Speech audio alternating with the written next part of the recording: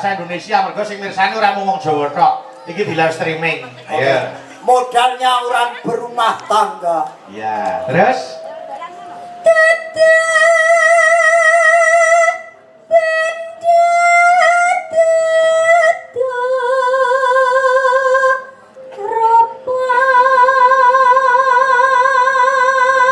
bukan banda. harta kok bangga. Beda iki bahasa Indonesia nih. Harta. Ayo. Bukan harta, bukan wajah. Among, yo.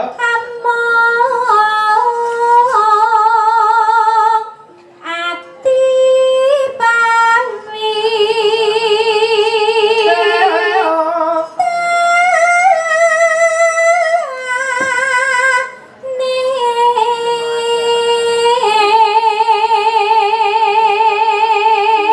Hanya bermodalkan hati dan remplonya. Pasar rempelone iki opo? Kowe tuku hati ning pasar mesti katut remplo. Oh iya. Mbak Suci suarane pleng larase hebat nggon iki enten bunga cerak Rp50.000. Aku mau kok ora cair.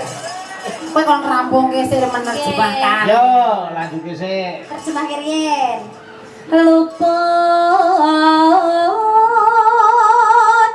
pisan kena pisan. Lunas. Kok lunas lho. Kok lupa pisan kok lunas. Lupute pisan kenole pisan lunas. Oh sah ya wis. Sah. Ya. Yen gampang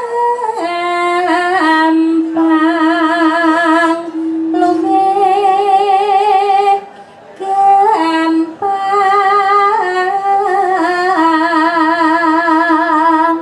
Sipil. cekamen to Gampang luwih gampang. Dan saking gampangnya ini sipil kuwi. Oh iya. Terus yen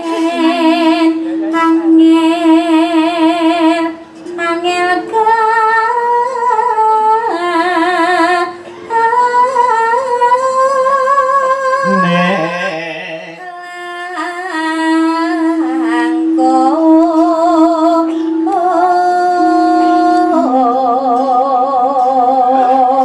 Pusing.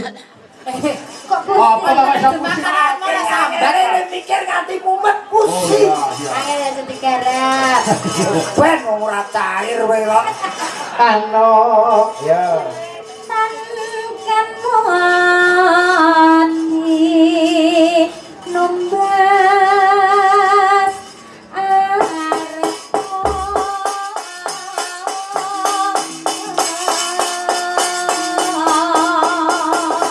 Apa?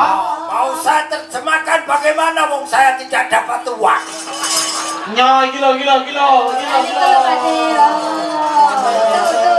Nek saya terjemahane apa sing mau? Tak kena tinumbas harta terjemahane apa? Tidak bisa dibeli dengan uang. Oh wis.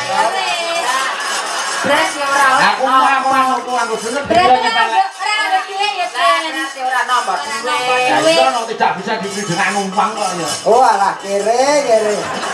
Yo aku tuh mau manut kok ayo. Yo, hati-hati, diatur iki. Ya.